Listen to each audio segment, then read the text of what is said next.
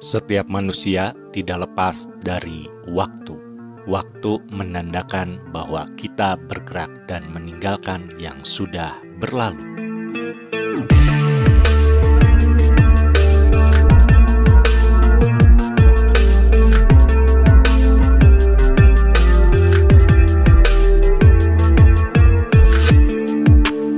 Tempat pengepulan belerang, Pak.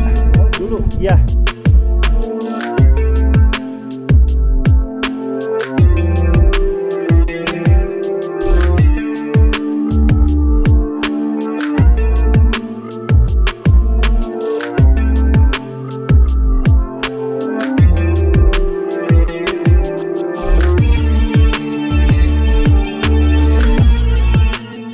Perjalanan saya kali ini akan menuju Ciwidey, di mana ada sebuah jejak penambangan belerang yang sudah berdiri lebih dari 1 abad. Setahun yang lalu saya ingin meliput kawasan ini, tetapi waktu itu hari sudah sore dan tidak memungkinkan untuk meliput. Tempatnya sangat familiar bagi pemburu keindahan alam. Ya, itulah Kawah Putih Ciwidey. Kawah Putih bukan saja terkenal oleh wisatawan domestik, tetapi sudah terkenal juga ke wisatawan mancanegara. Banyak orang yang tidak tahu bahwa Kawah Putih memiliki sejarah yang cukup panjang dari mulai penemuan pertama oleh Yung Hun sampai dijadikan penambangan belerang untuk menghasilkan sulfur. Seperti apa jejaknya? Yuk kita ikuti perjalanannya tetap di Jejak Siborek.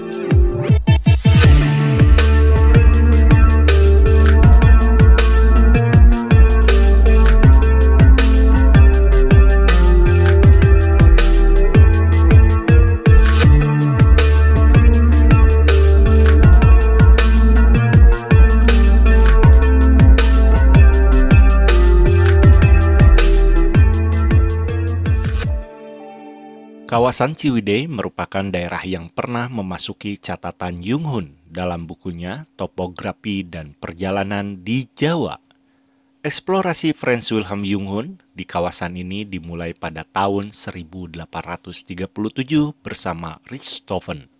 Tujuan dari Yung Hun datang ke sini yaitu meneliti sebuah landscape dataran tinggi yang berada di Bandung Selatan.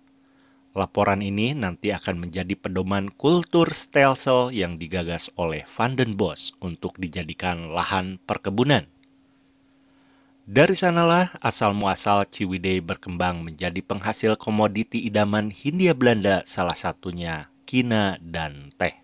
Selain itu, pihak Hindia Belanda juga membangun jalur kereta api yang menghubungkan Bandung Ciwidey. Jalur kereta api ini sebagai sarana untuk pengangkutan hasil perkebunan dari Bandung menuju pelabuhan di Batavia.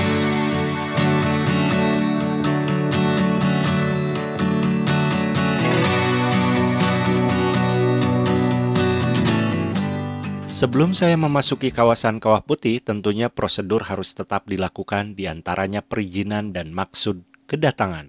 Setelah saya diizinkan meliput, baru saya memulai perjalanan menuju pusat tambang belerang yang terletak tepat di wisata Kawah Putihnya.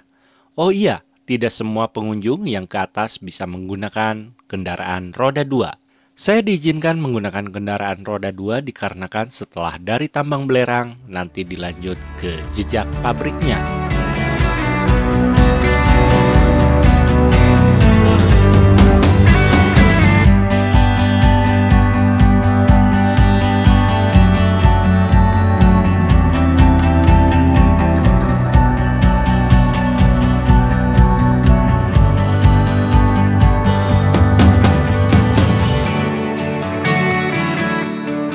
Teman-teman, saya sudah sampai di area Kawah Putih, di mana tempat ini adalah tempat penambangan belerang waktu itu.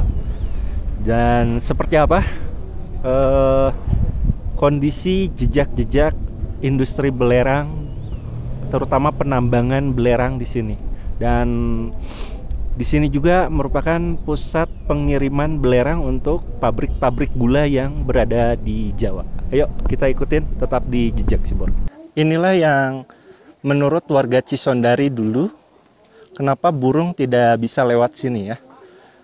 Karena di bawah ini mengandung belerang, dan pada saat Yung Hun menaiki Gunung Patuah atau Gunung Sepuh ini menjadikan tantangan buat Yung-hoon untuk melihat apa faktor bahwa burung ini tidak bisa lewat sini. Ternyata ya bisa kita lihat sampai saat ini ternyata ada sebuah kawah ya. Kawah yang unsur belerangnya cukup tinggi.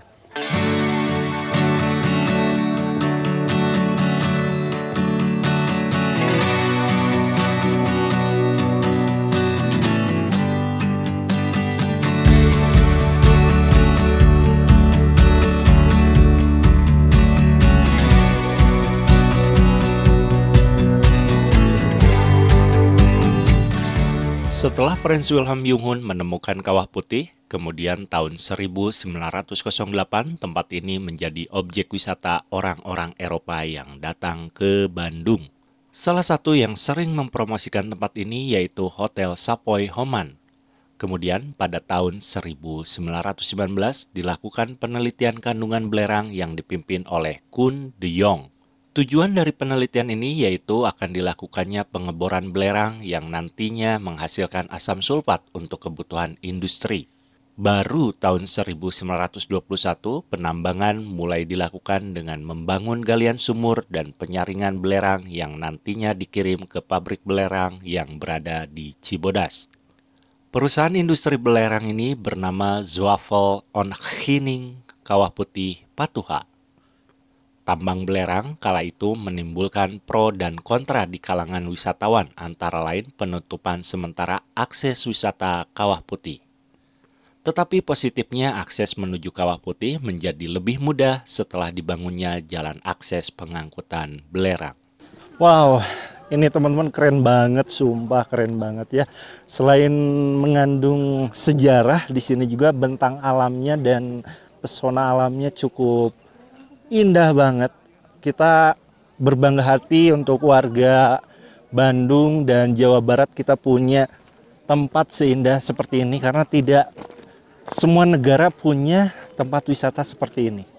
Dan ketambah ini merupakan jejak pertambangan belerang waktu itu. Oke teman-teman, kalau nggak pakai kacamata hitam ini agak silau karena datarannya itu berwarna putih. Kemudian panasnya terik, bener. Sama apa siapa? Aduh lupa. Pak Wiharna asli orang Ciwidey ya. Dan dia tahu persis bahwa tempat-tempat bekas penambangannya di mana aja dia tahu. Kemudian dulu tempat ini memang disakralkan oleh warga Cisondari dikarenakan banyak burung-burung yang lewat ini ke sini mati. Ya, Pak Wiharna, benar gak sering banyak burung yang lewat mati di sini? Iya, emang saya sering juga melihat burung bangkai-bangkai burung sini. Iya.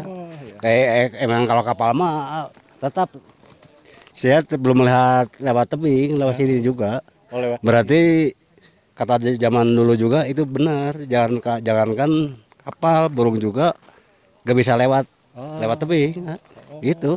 Tebing yang mana Pak? Yang ini ya. Oh yang ini. Pas pertengahan tebing ini. Oke. Jadi kemana Pak jalannya tuh? Lewat ke samping sini. Oh ke samping-samping. Ya. Tapi kesana mah ada tempat bekas jalannya deh. Yuk, sambil dilihat ya. Ya.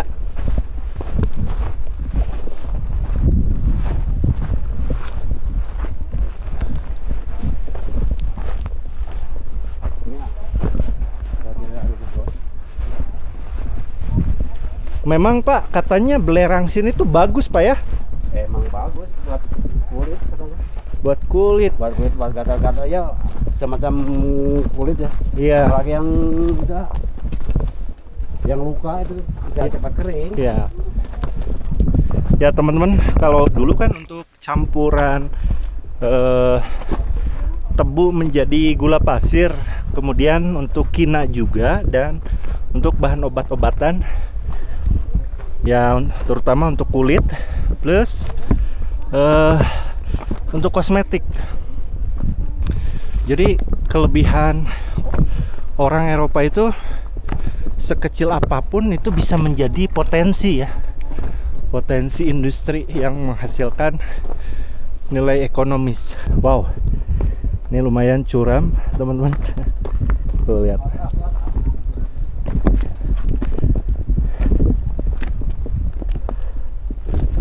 Ini karena belerangnya cukup tinggi, jadi lumayan agak ngap.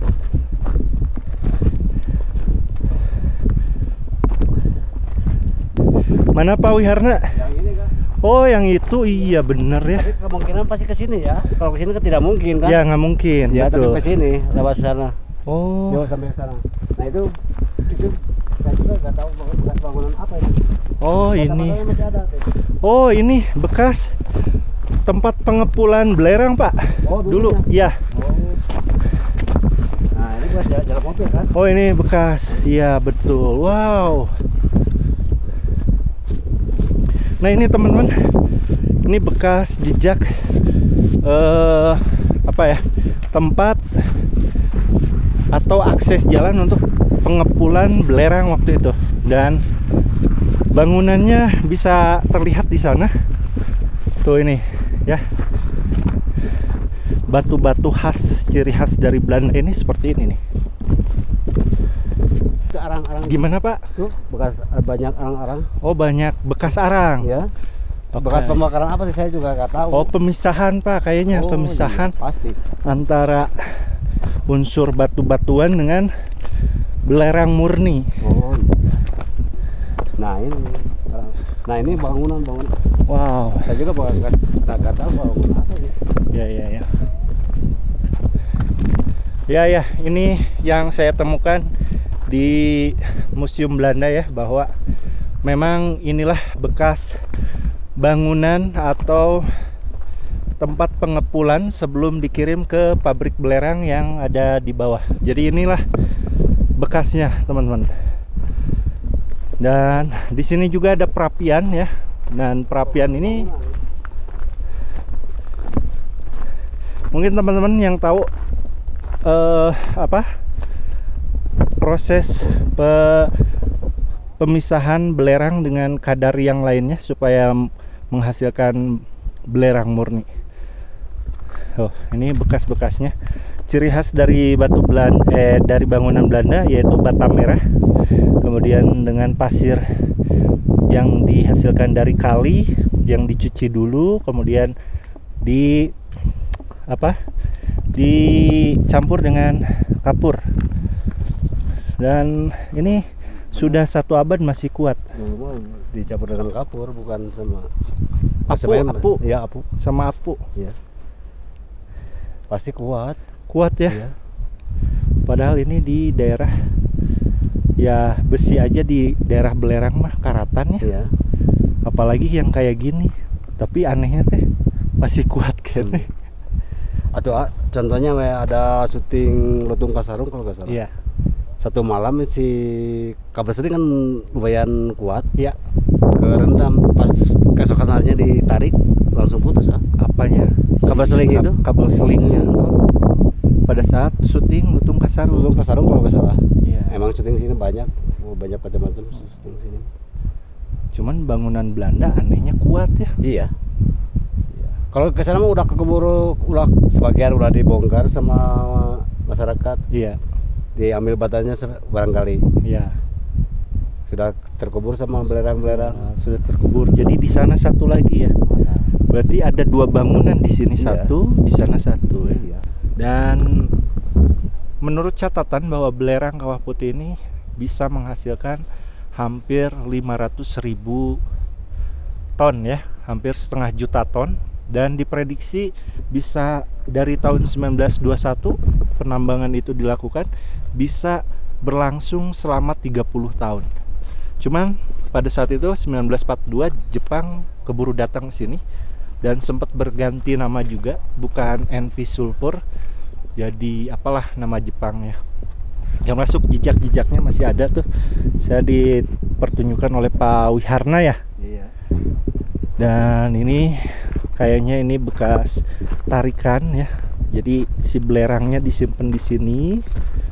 Kemudian nanti disaring ya, menggunakan diputer diputer, kemudian nanti di bawah ini kita dapatkan serbuk belerangnya atau sulfurnya, dan jejaknya masih ada sampai sekarang. Keren. Dan bekas arang juga ada. Nah, ini kayaknya pembakaran ya. Nah, ini juga pasti. Nah, iya, ini bekas bangunan juga ya. Bangunan juga. Tuh, ini bekas bangunan. Bisa jadi Pak, ini jalan ini tuh menghubungkan ke sana juga Pak ya? Atau enggak? Enggak mungkin ya? Kayaknya mau sampai sini. Cuman bisa menghubungkan mah ya, yang ke sana itu dari sana ya? Pasti ke sana, pasti. Oh. Tapi kayak ke sana mah nggak ada jejak jalan. Ke sana mah Nggak ada. nggak ada. Kalau jejak Dari sini. Oh, ini sini aja. Iya. Berarti ada kemungkinan bukan jalan raya ya dulu? Bukan. Kan dulunya penarikan batu-batu atau belerang barangkali di sebelah sini. Oh, Kesana. iya. Berarti bukan jalan mobil ya ini? Bukan. Jalur pengangkutan yang Jalur ditanggung. Iya.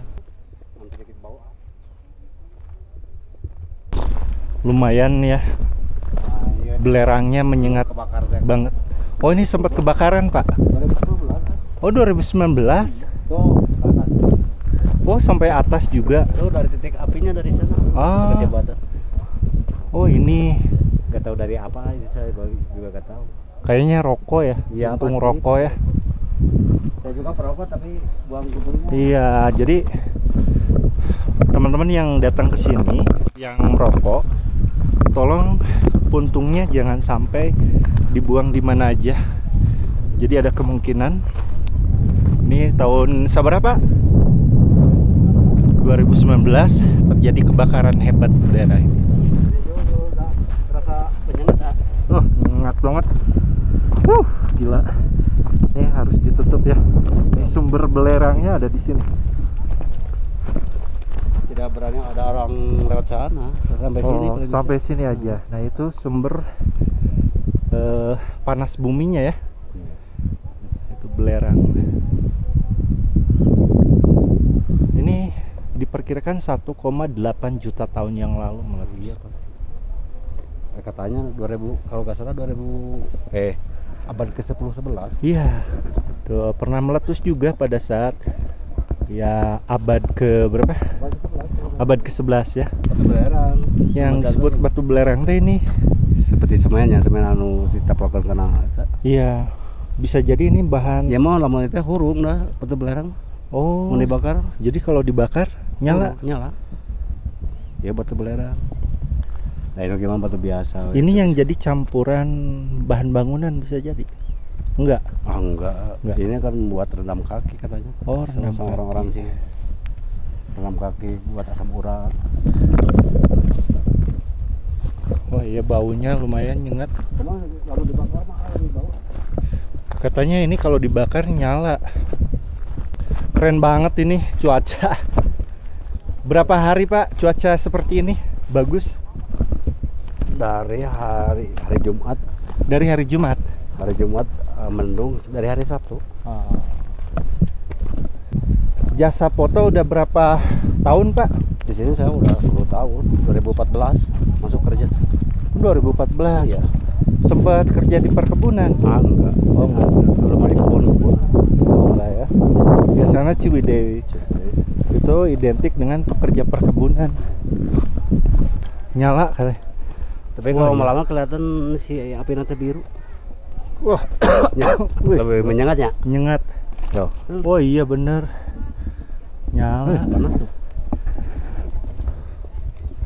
Berarti kandungan belerangnya bagus banget ya ini ya. Oh, luar biasa. Baik teman-teman, itulah jejak dari pertambangan belerang, pengepulannya ya. Cuman saya tadinya mau ke sana dikarenakan aksesnya sudah tertutup. Betul Pak ya? Sudah tertutup yang arah sana. Iya.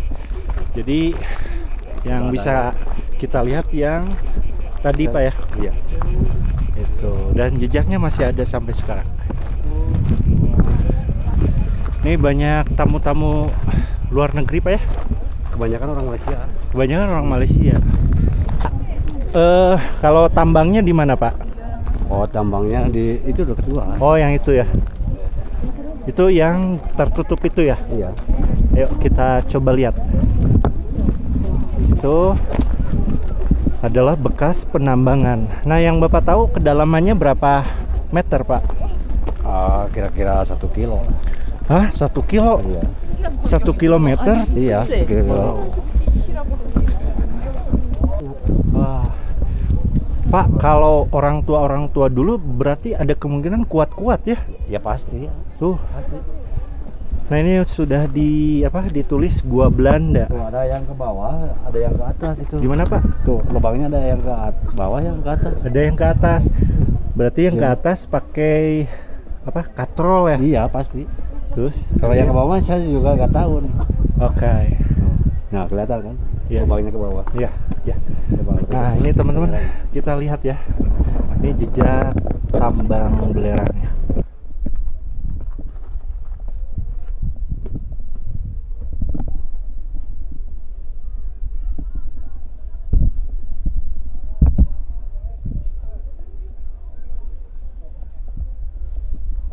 Nyegak, menyengat banget, dan ini menjadi saksi dari sejarah ya. Saya harap sih ada keterangan di sini untuk pemerintah setempat atau pengelola wisata Kawah Putih diberikan keterangan bahwa ini adalah bekas penambangan belerang. Nah, ini satu lagi teman-teman. Ini akan ditunjukkan bekas bangunan. Tadinya saya nggak bisa kesini karena terlalu banyak jalurnya terlalu banyak belerang yang ambles. Tapi si Pak Farhan semangat untuk menunjukkan jejak dari peninggalan pabrik belerang. Pak, ini Belanda atau baru ini mah ya? Ini Belanda bukan? Yang baru. Ini Oh, baru. buatan saya ini. Yang di pinggir PT dapetin sama saya. Oh, ini. Tua ini bekas kenteng. Itu kenteng-kenteng itu bangunannya di mana itu? Nggak tahu itu. Oh, ini. Iya. Oh iya, ini bekas juga nih. Tuh, bekas-bekas dari jalur lori. Jalur lori untuk pengangkutan belerang.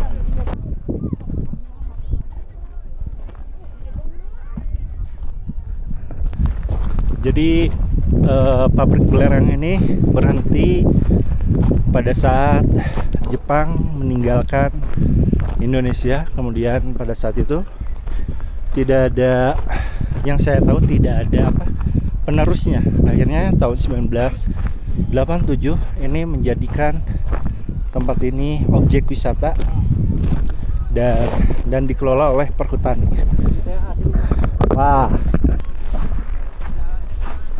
Wah, ini katanya bekas bangunan juga teman-teman, dan bisa terlihat ini bekas. Ini kemungkinan bekas. Ini mah bukan. Oh, ini bukan. Nah, ini pasti bekas bangunan juga kan? Iya, bekas bangunan ini betul. Bekas tembok-tembok. Iya, bekas tembok. Kemudian ini terlihat seperti bangunan kayu Pak ya, bawahnya batu. Nah, ini kan bekas bangunan. Nah, ini bekas bangunan juga. Nah, ini mirip kayaknya yang tadi itu pengayakan ya. Ya. Mirip pengayakan untuk pemisahan belerang murni. Oh, ini mah coran berarti. Nah, ini bekas kayunya nih Pak. Tuh, sebagai tihang penyangga temboknya. Ini bukan kaleng-kaleng teman-teman di tempat belerang, tapi sampai sekarang jejaknya nih, ini si batu-batunya sampai kuat, sampai yang kecil-kecil ini tuh. Memang dulu pemerintah Hindia Belanda begitu fokus untuk pertambangan belerang ya, karena bayangkan 178 pabrik gula yang tersebar di Jawa membutuhkan belerang. Jadi emang sebagian udah terkumpul. sebagian udah terkubur. Dan selain kawah putih, waktu itu untuk Priangan belerangnya dihasilkan dari Tangkuban Perahu, Papandayan, Kawah Manuk, dan ini. Tapi unsur belerang yang paling tinggi yaitu di sini di Kawah Putih. Cuman sayang nggak ada air panasnya ya Pak ya di sini. Nggak ada sini. Maksudnya tuh pemandian air panas. Air panas mah Oh ada. Cimanggu, Walini. Cimanggu, Walini ya. Raja Upas bisa. Nah, Punceling. Punceling ya. Ya. Termasuk Sekarang yang dihasilkan dari kawah belakang ini Pak ya. Iya. Jadi di belakang ini ada kawah juga. Itu khusus pemandian apa? Rengganis. Rengganis bisa mandi di Rengganis. Air panas juga. Bisa langsung mandi sana. Iya. Oke, teman-teman, itulah jejak industri belerang di Kawah Putih, dan menarik sekali. Selain saya mengulik sejarah di sini juga, nah di sini juga saya mendapatkan panorama alam yang tidak didapat di tempat lain. Sepertinya orang-orang Belanda juga senang ke tempat ini. Ini pengunjungnya walaupun hari biasa ramai banget ya, baik pengunjung domestik ataupun pengunjung mancanegara. Nah ini teman-teman yang mau ke jembatan bisa nih kesini nih. Jadi biasa ada jembatan cinta. Nih tuh, untuk ini tiketnya 15.000, untuk mancanegara 25.000. Langsung ke sana. Pawiharna. Oke. Hatur nuhun pisan tos dijajab ke jejak-jejak peninggalan. Beres ngabung road. Udah beres ya. Jadi nanti kalau mau foto-foto atau mau lihat jejak sejarah ke Pawarhan. Oke. Nanti gimana kontaknya? Oh, saya tidak punya kontak. Hah? Nah, cari aja di sini. Cari aja Pawarhan ya.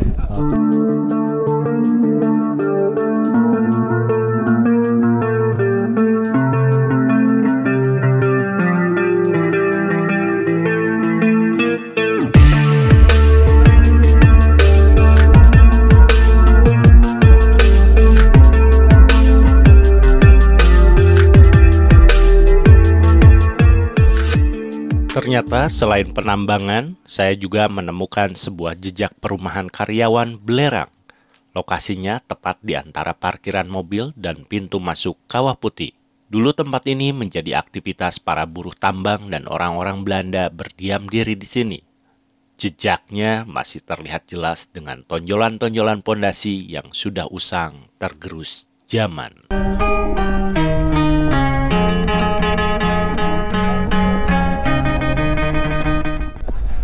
Baik teman-teman, itulah liputan dari jejak penambangan belerang di Kawah Putih. Dan mumpung masih siang, saya harap saya bisa menemukan jejak pabrik belerangnya ya di sini.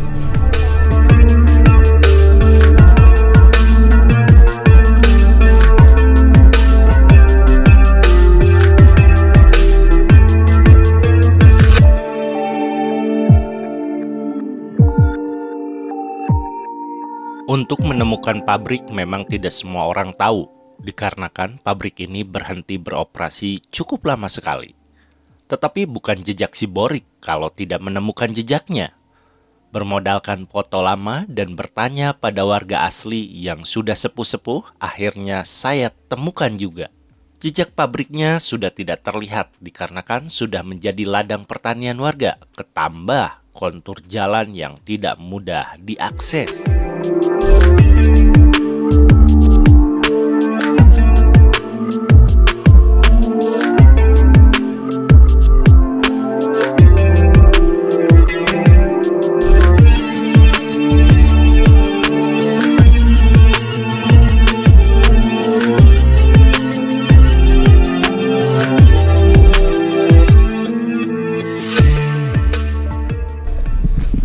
Teman-teman, akhirnya saya menemukan bekas dari pabrik belerangnya ya.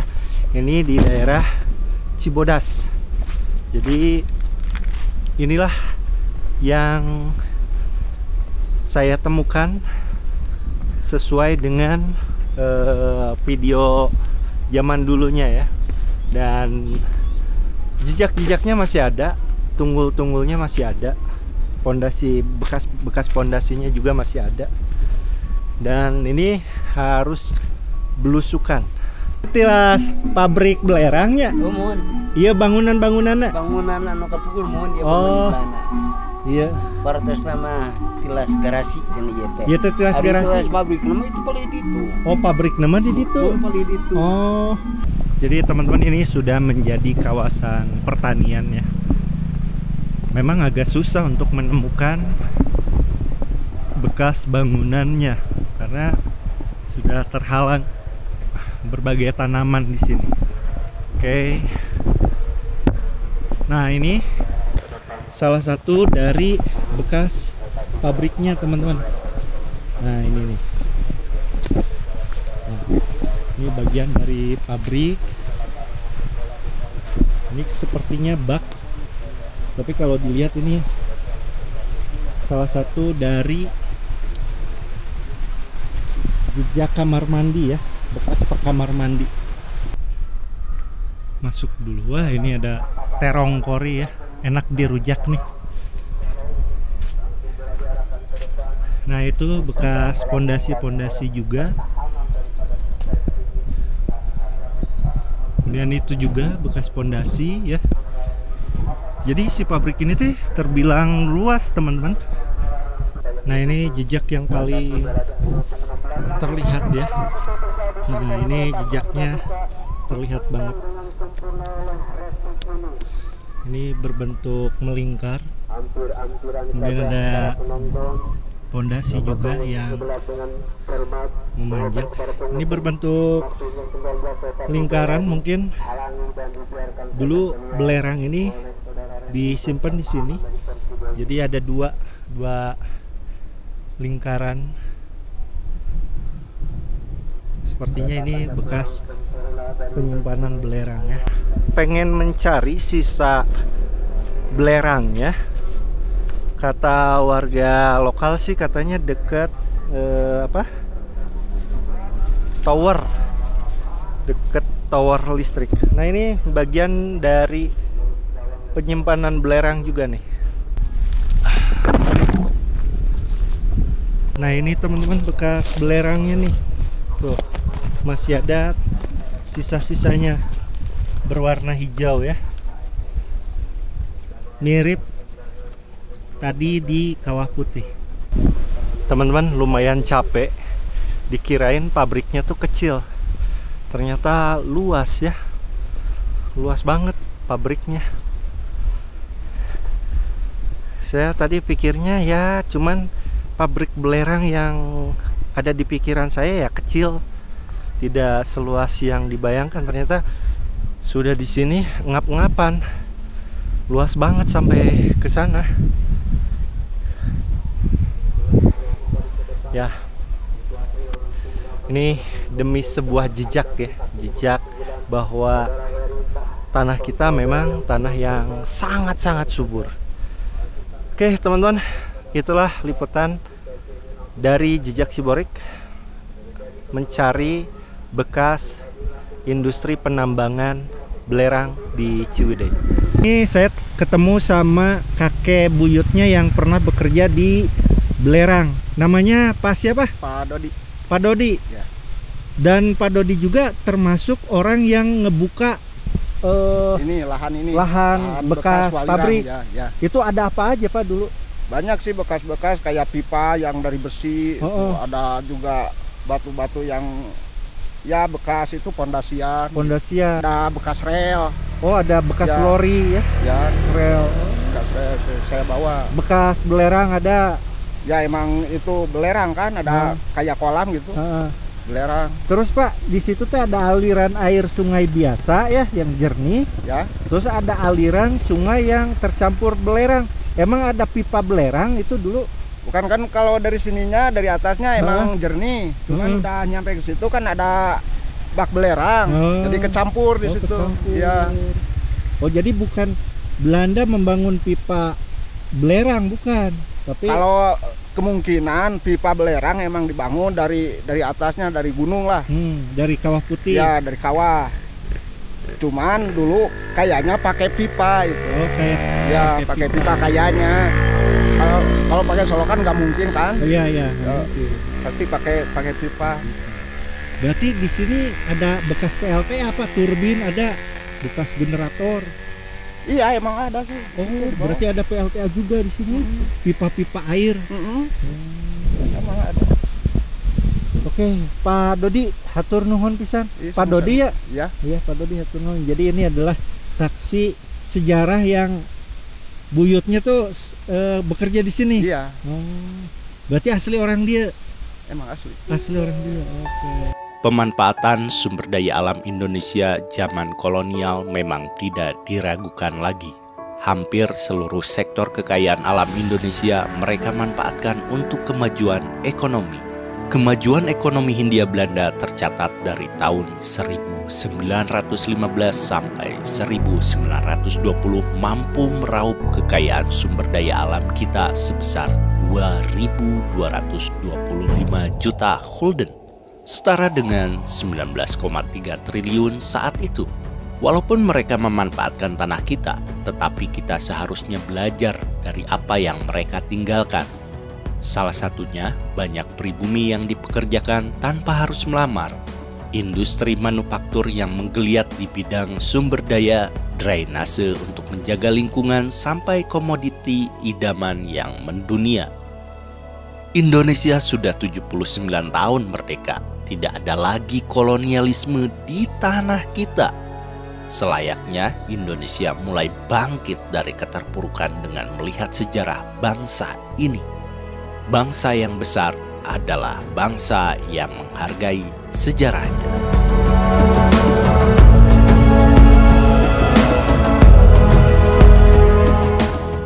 Jejak Siborik melaporkan dari Ciwidey, Kabupaten Bandung.